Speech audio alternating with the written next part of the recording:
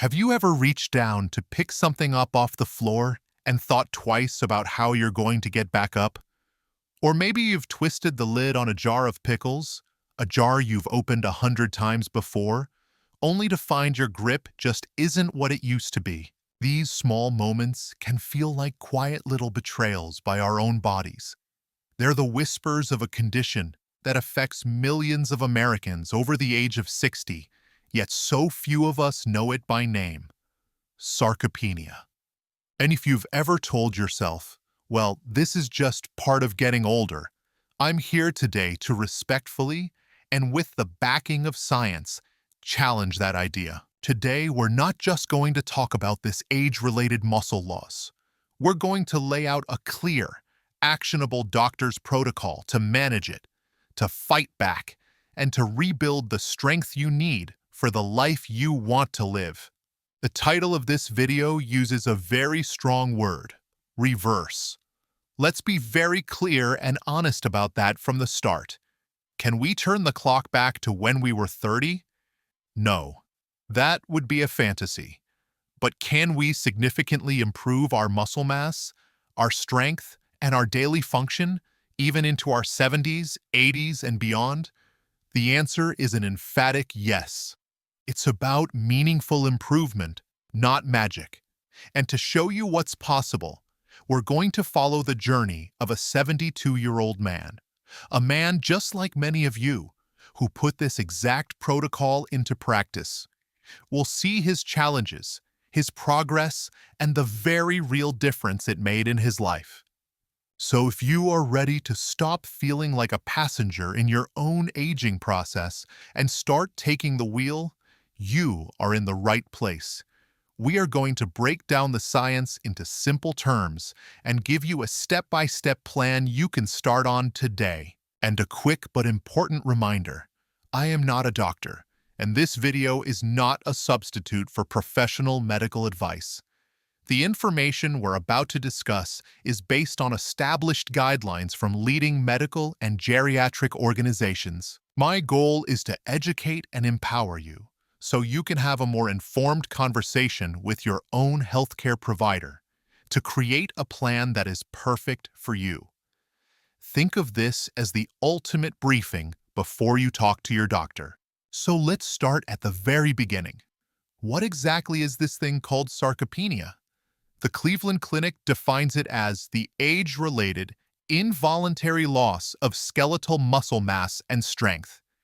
It sounds clinical, but what it really means is that the engine that powers your body starts to shrink. After about age 30, we can start to lose between 3 to 5% of our muscle mass per decade.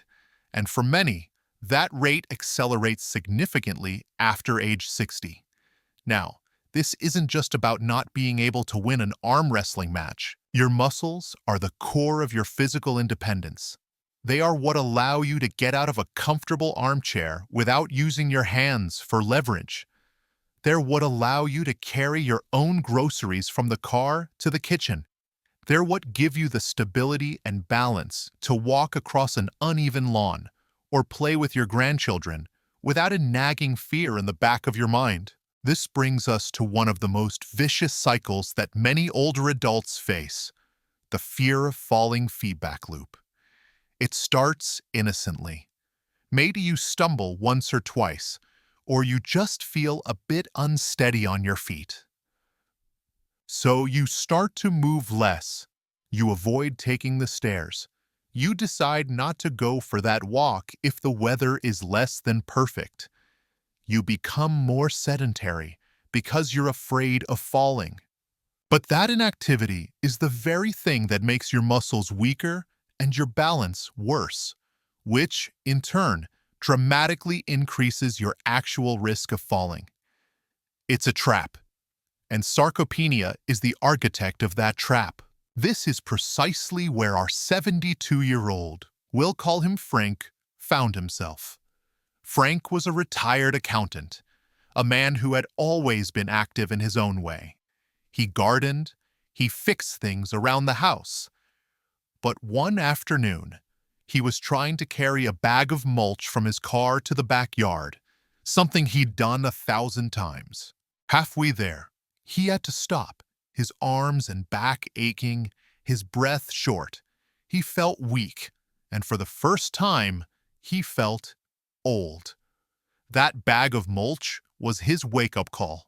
It wasn't just about gardening anymore. It was about what this weakness represented for his future. That's when he knew he had to do something. So, what do we do about it? How do we break that cycle and fight back? The wonderful thing is that despite how complex our bodies are, the scientific consensus on managing sarcopenia is incredibly focused. It's not a list of 100 different things. It boils down to two fundamental, powerful pillars. These are the non-negotiables. Pillar 1, the right kind of exercise to create a demand for new muscle. And Pillar 2, the right kind of fuel to supply the building blocks for that new muscle. That's it, resistance and protein. Every other tip or trick is secondary to these two. If you get these two pillars right, you are well on your way to rebuilding your strength. Let's dive into that first pillar, because it's the one that is most often misunderstood. Pillar 1, the right kind of exercise. And I want to be very clear, it's not just walking. Now, please don't misunderstand me. Walking is a fantastic activity. It's wonderful for your cardiovascular health, for your mood, for your blood sugar. If you have a walking habit, that is a tremendous asset to your health. Many of us, when we think about senior fitness, our minds immediately go to a brisk walk around the neighborhood or on a treadmill. And it's understandable why we believe this is enough. We've been told for decades about the benefits of aerobic exercise, but while walking will keep your heart and lungs healthy, it will not, on its own, stop the progression of sarcopenia. To do that, your muscles need a very specific signal, a signal that walking is simply too gentle to send. The science behind this is actually quite simple. To get a muscle to grow stronger and bigger, a process called hypertrophy, you have to challenge it beyond its current capacity. You have to put it under a load, a resistance, that forces the muscle fibers to experience tiny, microscopic tears. This sounds bad, but it's actually a good thing. It's the signal that tells your body, hey, we need to repair this muscle and build it back even stronger so we can handle this challenge next time. Think of it like this. Your muscles are very efficient. If you don't give them a reason to be strong, they won't waste the energy to maintain themselves. They'll downsize. Resistance training is the reason. It's the wake-up call that tells your body strength is a priority. The National Institute on Aging states unequivocally that strength training or resistance training is the most effective intervention for older adults to build muscle and combat the effects of sarcopenia. This is where Frank hit his first mental roadblock.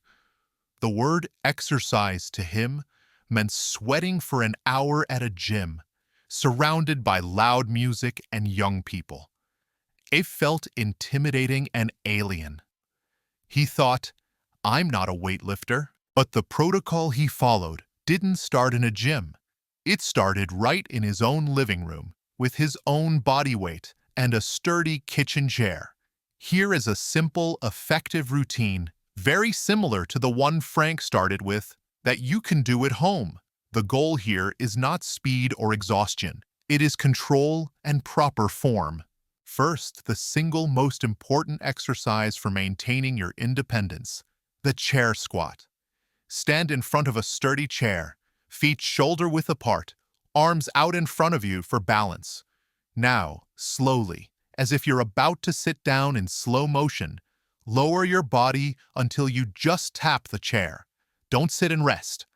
The moment you touch the chair, push through your heels and stand back up straight, squeezing your glutes at the top. Second, for your upper body, the wall push-up. Stand facing a wall about arm's length away. Place your hands on the wall, slightly wider than your shoulders. Now, keeping your body in a straight line from your head to your heels, bend your elbows and lean in until your nose is close to the wall. Then, press back to the starting position. Third, for your back and posture, seated rows with a resistance band. You can buy these bands online for just a few dollars. Sit tall in a chair, loop the band around the soles of your feet, and hold the ends in your hands. Now, keeping your back straight, pull your elbows straight back, squeezing your shoulder blades together, as if you're trying to pinch a pencil between them. Finally, for balance and hip stability, the glute bridge. Lie on your back on the floor or a firm mat, with your knees bent and feet flat on the floor. Rest your arms by your sides. Now, press through your heels and lift your hips off the floor until your body forms a straight line from your shoulders to your knees. Hold for a second, then slowly lower back down. Frank started by doing just 2 sets of 8 to 10 repetitions of these exercises, 3 times a week. At first, it was challenging. He felt the effort. But within 2 weeks, he noticed something. Getting out of his favorite armchair felt easier.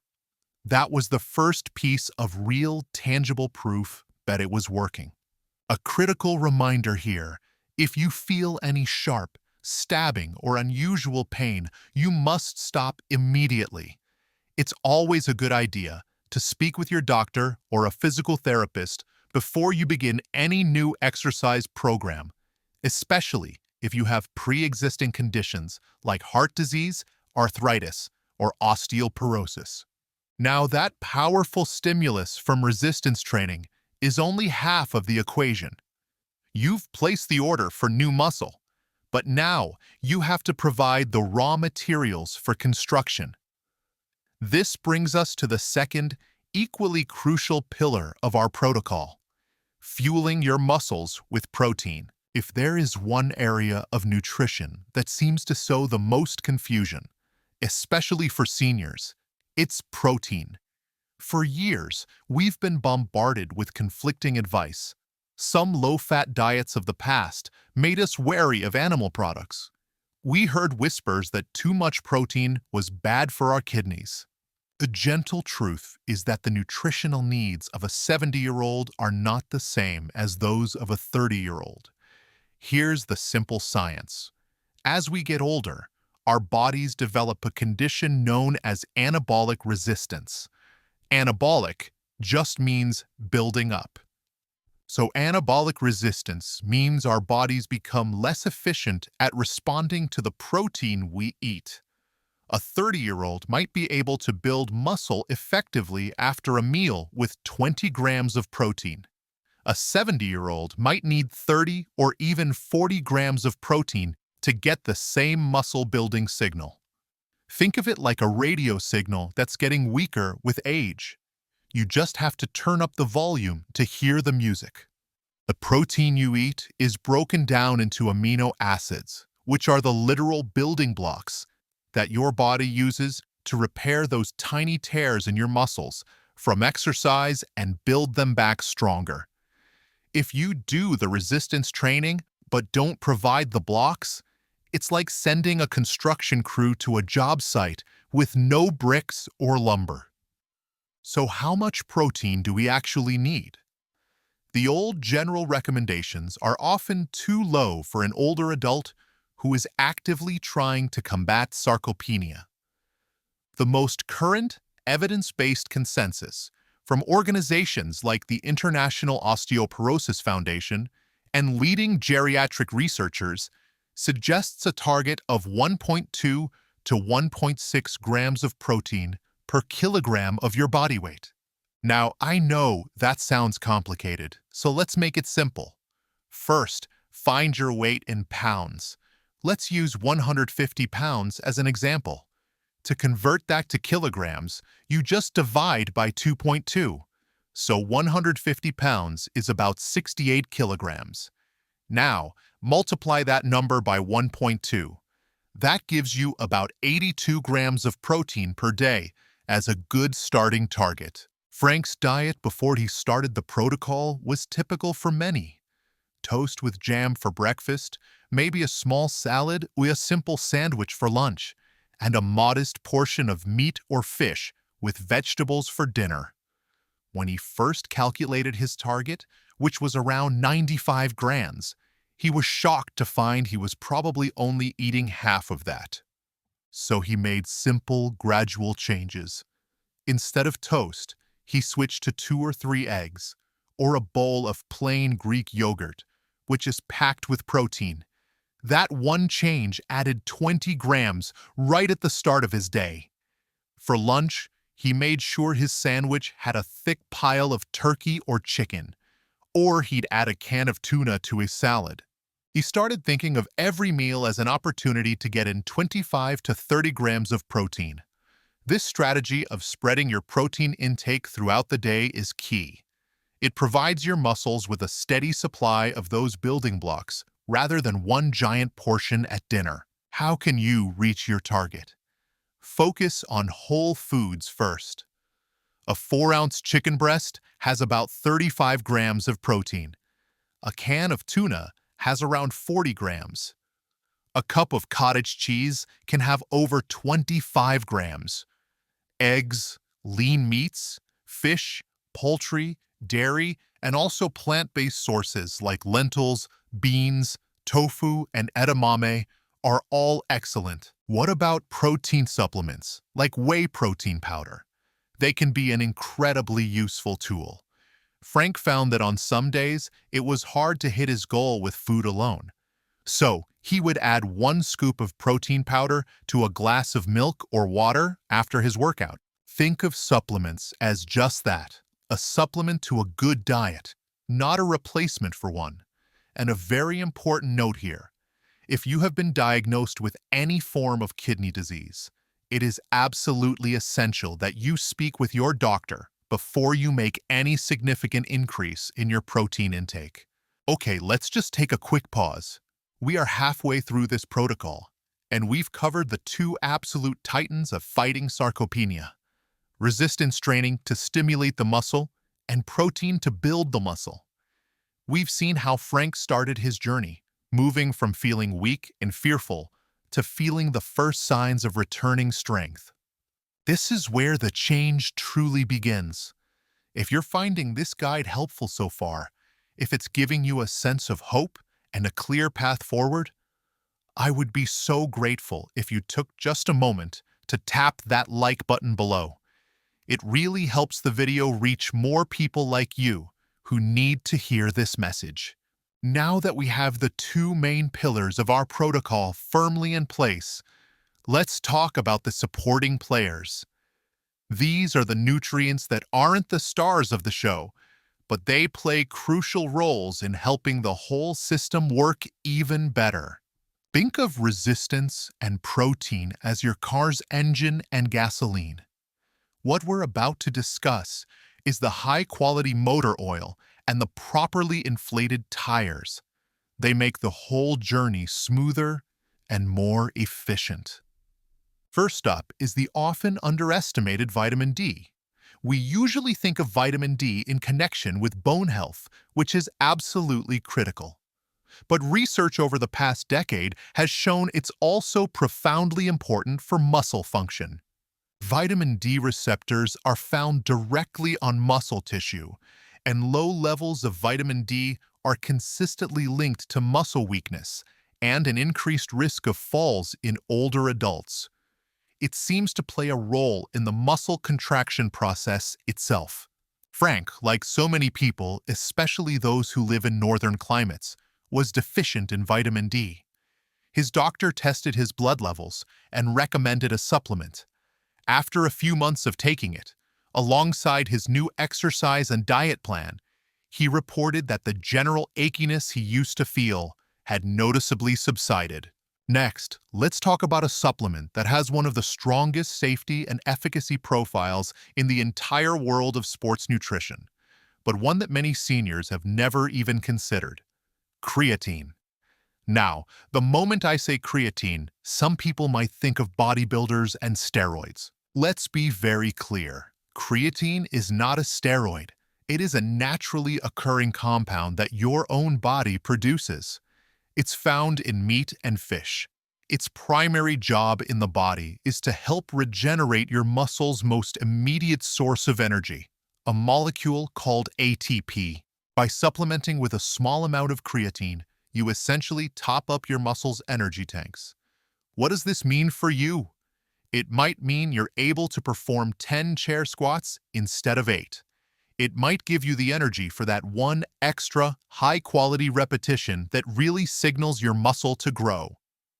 Finally, a brief mention of omega-3 fatty acids, the healthy fats found in fatty fish like salmon, sardines, and mackerel, as well as in walnuts and flax seeds. Their main benefit here is their potent anti-inflammatory effect. The process of exercising and rebuilding muscle can create some inflammation. Omega-3s can help manage this process, potentially reducing muscle soreness and improving recovery between your workouts. So let's bring it all back to Frank. 6 months after he started this protocol, his life looked different. It wasn't a dramatic, overnight transformation. It was a slow, steady accumulation of small victories. The bag of mulch was no longer an obstacle. He could carry it to the garden with confidence. He could get up and down from the floor to play with his dog without a second thought. He and his wife joined a local hiking group, and for the first time in years, he wasn't worried about keeping up or tripping on a tree root. His grip strength was back. The pickle jars stood no chance. But the biggest change wasn't physical. It was his confidence. The fear of falling had been replaced by a sense of capability. He had taken control. He wasn't just a 72-year-old man getting weaker. He was a 72-year-old man getting stronger. His story isn't a guarantee of specific results, but it is a powerful illustration of what is possible when you give your body what it needs. So, as we wrap up, let's put this all together into your personal protocol. We've learned that sarcopenia is a serious condition, but it is not an inevitable sentence of frailty. We've established the 2 unshakable pillars for fighting back: consistent resistance training to create the demand for muscle, and adequate protein intake. I want you to view all of this information not as a rigid prescription, but as the starting point for your own personal experiment. Scientists call this an N-of-1 experiment, where you are the single subject.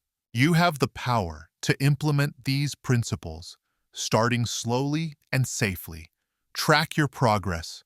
Don't just look at the scale. Sarcopenia can even happen to people who are overweight. Instead, track how you feel. Can you do 1 more chair squat this week than you could last week? Do the stairs feel a little easier? Do you feel more stable on your feet? These are your victories.